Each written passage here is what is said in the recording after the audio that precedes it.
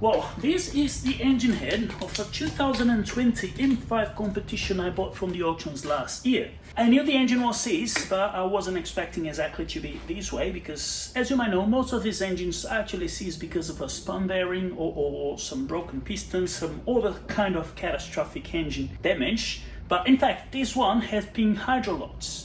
And it did so because it swallowed a bunch of water from somewhere. I guess either this car has been driven through the floods, or it had one of those front-mounted intakes and it was being driven through the rain. It's very hard to say, very hard to pinpoint. So what we're doing today is we're going to put this engine head apart because we're going to send it to the machine shop to get it refreshed. Now, usually when I'm servicing these heads, I take all the valve train apart, replace the seals, put some fresh seals on them, check the valve clearances and check the lapping, make sure that there's no leaks or anything like that. However, because this one has swallowed water, there is a lot of corrosion, as you might be able to see. I don't know if the camera is going to focus there, but see how much corrosion there's in there, which is a clear indicative that the engine has swallowed some water. I would say dirty water. And for that reason, I'm actually going to strip this engine head completely and send it to the machine shop. So once the head gets there, what they're going to do is they're going to sink this whole thing into a tank and they're going to leave there for a little while. That's going to eat out all the corrosion and it's going to be good as new. I'm then going to be replacing the valve stand steels, putting everything back together, and the engine head is going to be ready to be put back in the car. Now, whether you got an S63TU or an N63TU, the process for assembling and disassembling the engine is going to be exactly the same. As you may know, on the F90 M5, the way that the VANOS is controlled is a little bit different than, for example, on the F10 M5. But the actual assembly process is exactly the same, apart from how you torque these front bolts, which is what holds the sprockets in place. Now, I would usually have this whole thing apart when I take the engine apart, but one of my good friends have actually borrowed this 22mm socket from me last week, and when I put the engine apart over the weekend I didn't have this, so I had to improvise and actually get the engine head out of the engine without dismantling the timing chain. So this is an extra step that we're going to have to do today. Without further ado, let's start dismantling. Well, and the tools that we are going to use today are the timing kits, and this is a timing kit for an S63 or N63TU. Okay, so we've got both of the locks. We're not going to use the tensioner. We're literally just going to be using the locks to lock the cams in place. And we're also going to be using this. This is a special tool from BMW. Actually, this particular one is not from BMW because I didn't want to spend $2,000 on a tool. I paid, I think, $300 for this, and this is guaranteed to make your job much easier, because in order to remove these springs, like they are under a lot of tension. So the first couple of engines I've done, I tried to use pliers. It was a bit of a nightmare. Once I got the proper tool, it's a breeze, and you're gonna see it why. So let's get wrenching. Now, the first thing I'm going to do is to obviously remove both of the VANOS sprockets, and I'm going to be removing the timing chain. And in order to do that, we need to get the locking tool, align both of the cams, put the tool in place, and then undo the VANOS bolt. So let's do just that.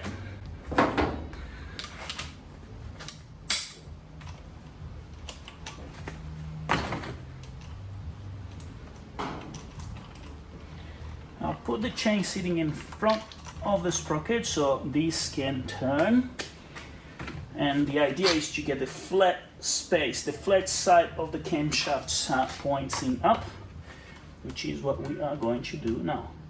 So this one is pointing up, and this one is going to be pointing up really soon. There you go, beautiful. Now, it's much easier to do that when the valvetronic motor isn't engaged. So in order to do that, I'm going to grab this little guy and release the valvetronic.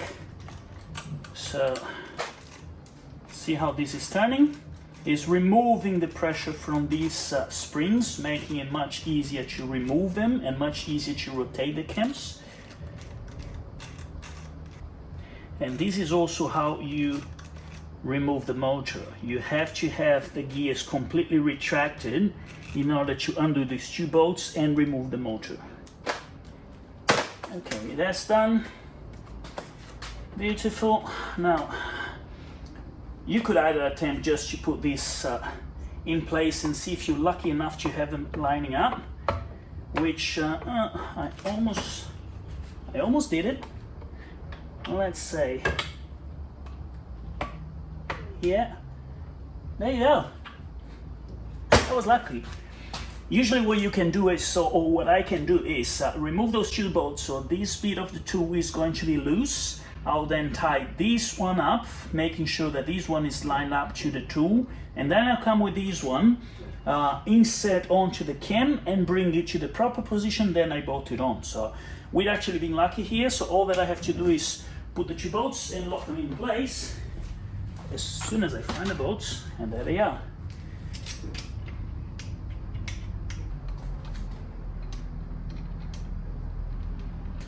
Now with the tool in place, I can see, yeah, both of the cams are locked. So what I have to do now, I need to lock the actual engine head because it's just sitting here. So I want to make sure that it doesn't move, it doesn't go anywhere. And in order to do that, we're going to use this handy locking tool. There you go. I think it should be it.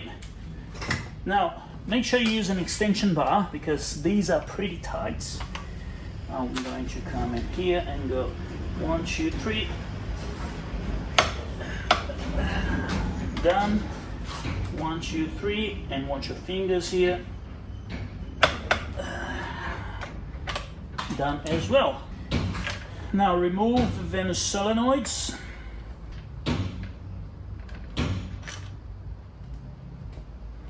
There they are. Remove the VANOS sprocket.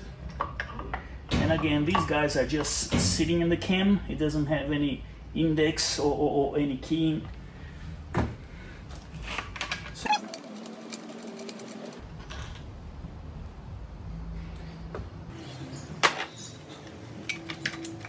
remove the sprocket and remove the timing chain. Now, every time I rebuild an engine, I always replace the timing chain, so this one is garbage. Now, next thing what we're going to do is we're going to remove the motor and we're going to start working on the intake side. And this is where it gets a little bit tricky because all this stuff has to be mounted back into the engine head on the exact same position, otherwise your lifters are going to be noisy. I would recommend that you kind of get some sort of a basket, or you have a clear shelf somewhere that you can identify all of them, or you can also do what I do, which is using some Ziploc bags. Now this is very inexpensive. It costs about $2.50 or $3 for a box with 100 of them. All you gotta do is mark them up and make sure that the markings make sense to you, otherwise when you put them back together you're going to mess up. For me, I do, for example, B2, that means bank 2. Number 1, I always go on the same direction like as we write or we read. So bank 2 number 1 is going to be the very first lifter and the very first rocker, and then we go this way. So first things first, what we're going to do is we're going to remove this valvetronic motor.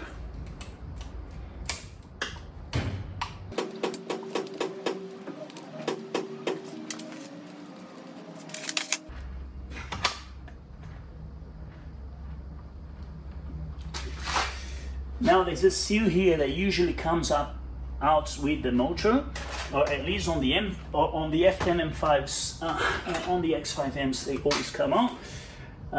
We are not replacing these because this engine is fairly new, so I'm just gonna put this back into the motor and then we replace it. Maybe we replace it, maybe we don't. Let's see. That doesn't look too bad. So okay, so we are going to use a special tool. Look how easy this is. You're going to insert it onto the spring. It has some indents. I have to wiggle around. Yeah, there you go. It's sitting in there. Look how easy that is. Once I press against the spring, this thing locks. I then come up with the number 5 hex key.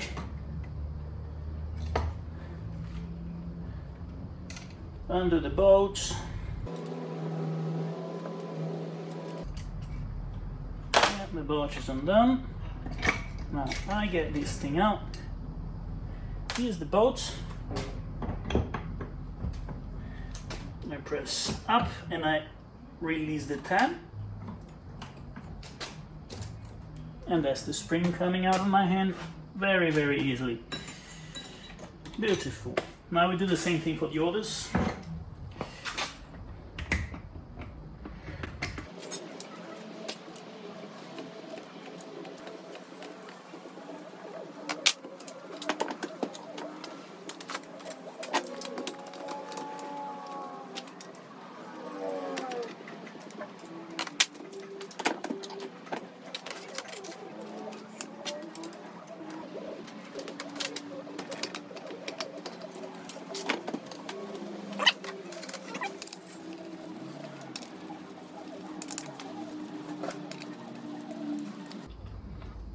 Now I mark them with number 1. That goes on the first one. Number 2 goes on the second one. Number 3 goes on the third one. And number 4, guess what? Goes on the fourth one. Beautiful. Now, once that's done, we're going to loosen up these guys. Just remember, it's always a good idea to do it from the outside in. So we're going to do this one, and we do this one, we do this one, then we do this,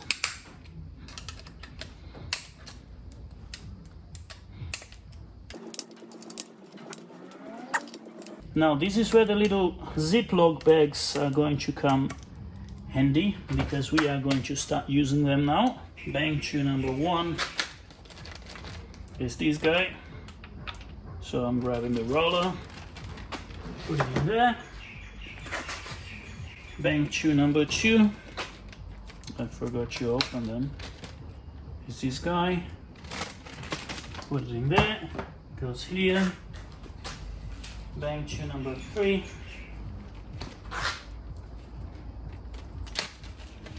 Is this guy. Put them in here. Bang tube number 4.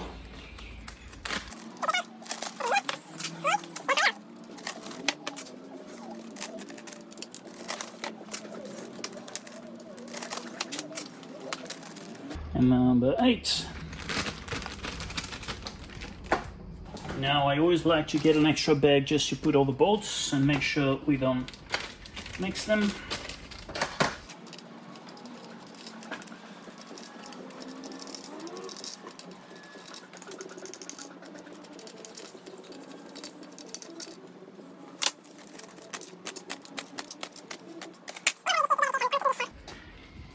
This piece together just to protect the rings inside. So once that's done, we are going to actually forgot to do these guys. Yeah, I mean, I'm not removing the bolts out of there, but you have to lose them.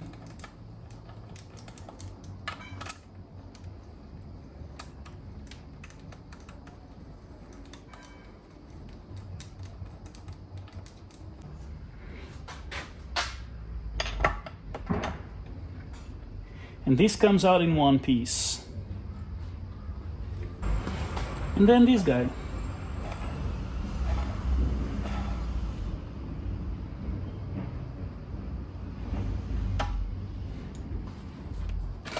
Now for these lifters, I keep going exactly the same way, and just remember, the outer rocker arms for the lifters are different between the intake and the exhaust. The intake ones are slightly smaller, so that's fine if you want to use the same bag, which is what I want to do. So again, this is number 1, number 2, number 3,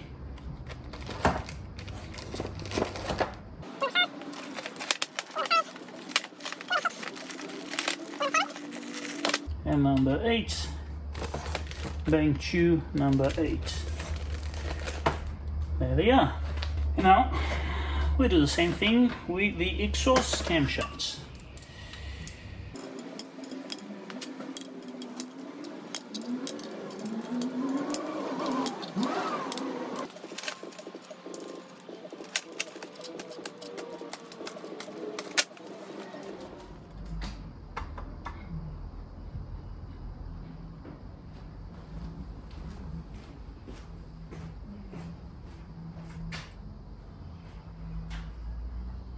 And again, the same thing for these lifters and rockers. Number 1